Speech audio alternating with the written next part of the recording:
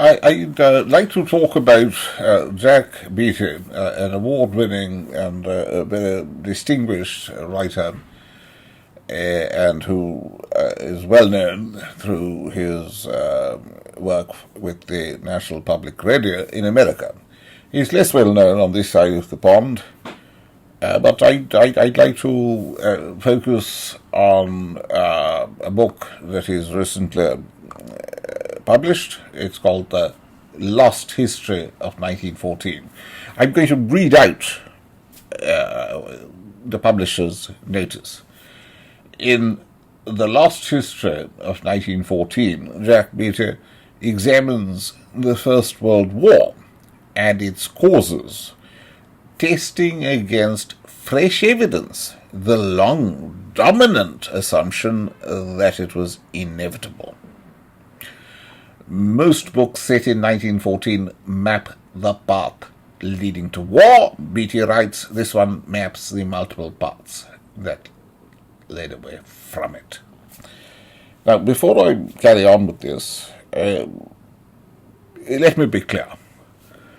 Why was there a First World War and why was there a Second World War? And the answer is quite simple.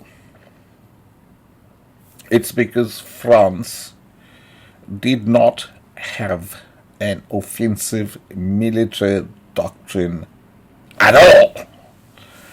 France was sort of saying, well, somebody else will do it. We'll hunker down. We'll play defense. But if you play defense, the other side is kind of going, okay, they've got no threat point. There is no threat point. So we can do this and then do this, and, so you've got to have a threat point. This is elementary game theory.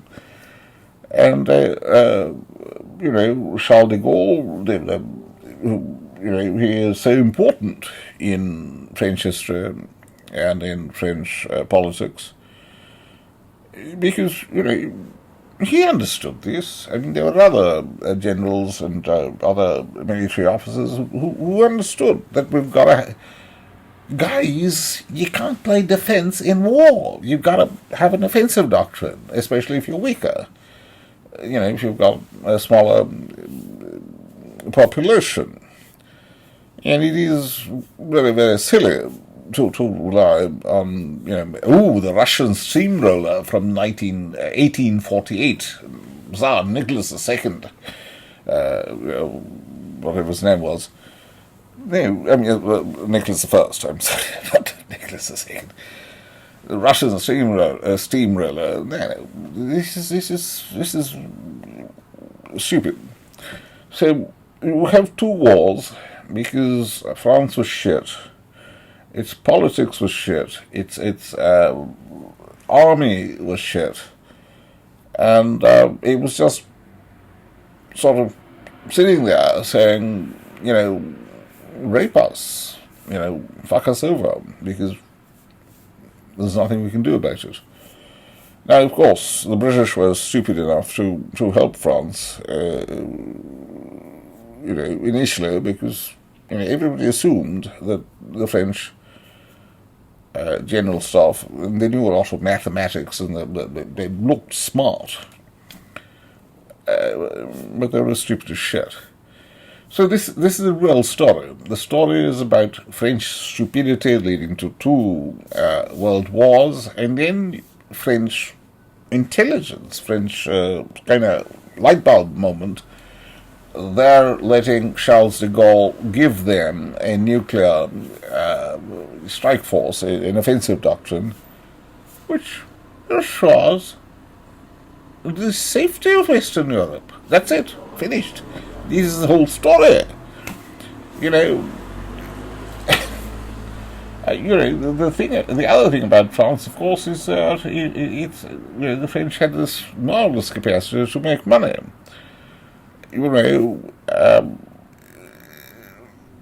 Back after Napoleon was defeated the second time, the Allies discovered that they could get enormous reparations out of France, and that the French would pay up. They'd say, oh, we don't want you nasty foreigners here. Have a lot of gold and go away. And then in 1870, the Germans were actually able to go on to the gold standard because of all the money they could extract from the French. But every time France lost a lot of gold, it kind of did better economically. So, in other words, this is a country that you should invade and rape and loot. This is actually good for France. I mean, the French are very, very smart, but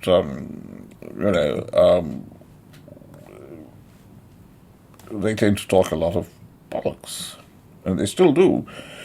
In France, it is probably the only country in the world where you have to study philosophy, the most useless, worthless type of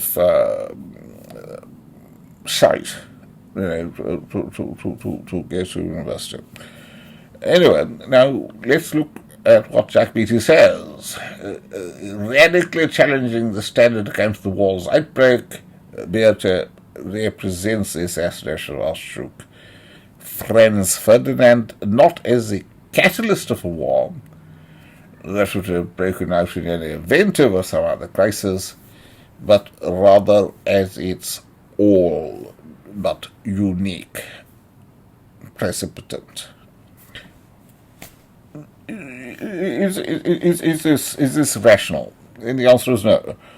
The fact is that the Archduke had to be killed because otherwise you've got a southern strategy for the Habsburgs and the Black Hand in Serbia that are against it. It's like saying, oh well, hang on for a moment. So the Empress of Austria had been shot by an anarchist. That had no effect because he's a fucking anarchist. He was crazy. He was mad. But the Archduke being shot was about the southern strategy, the southern Slav strategy. This is very foolish. This is now I know that a Muslim was supposed to actually be the killer, in which case the name Mehmet or something, it would have confused people that have been going, now hang on, that's like Muslim name, it's them Muslims, it's, but Allah guided him and he did not, because Allah, God, does not like stupidity and killing. So the truth of the matter is this, is that you have three decaying empires which are bound to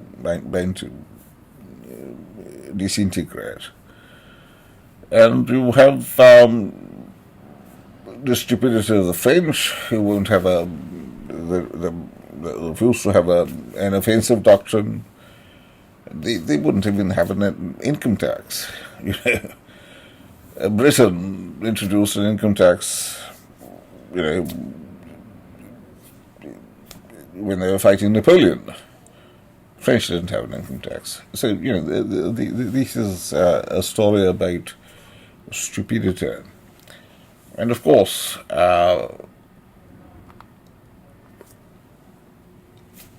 everybody knew after 1905 that there would be no Russian steamroller. I mean, they did actually do quite well against the Austrians, but let's face it,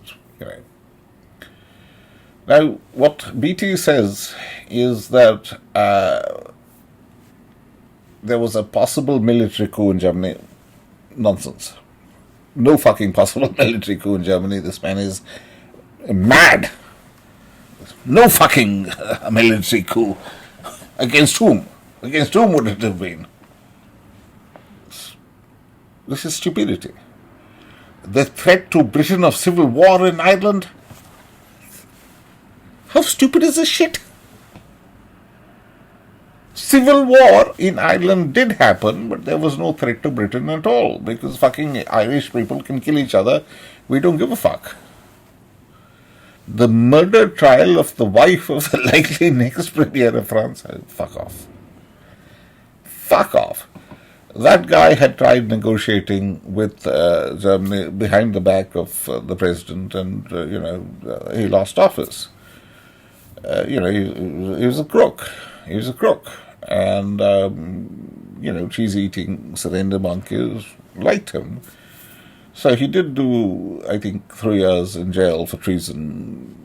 But then he came back into politics because cheese-eating surrender monkeys look after their own. And, I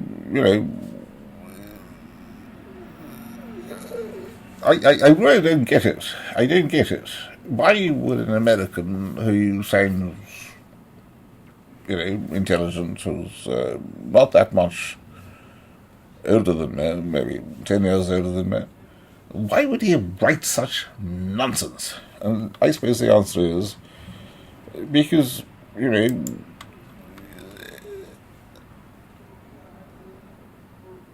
America has turned to shit. The left liberal NPR element of America has turned to shit. And Reagan is the bad guy. It was Reagan who won the Cold War, who is the bad guy, because he established a threat point and he created an offensive military doctrine. And he can't be forgiven for that. Why this cultured and literate and very well spoken gentleman, why is he writing this nonsense? And I suppose the answer is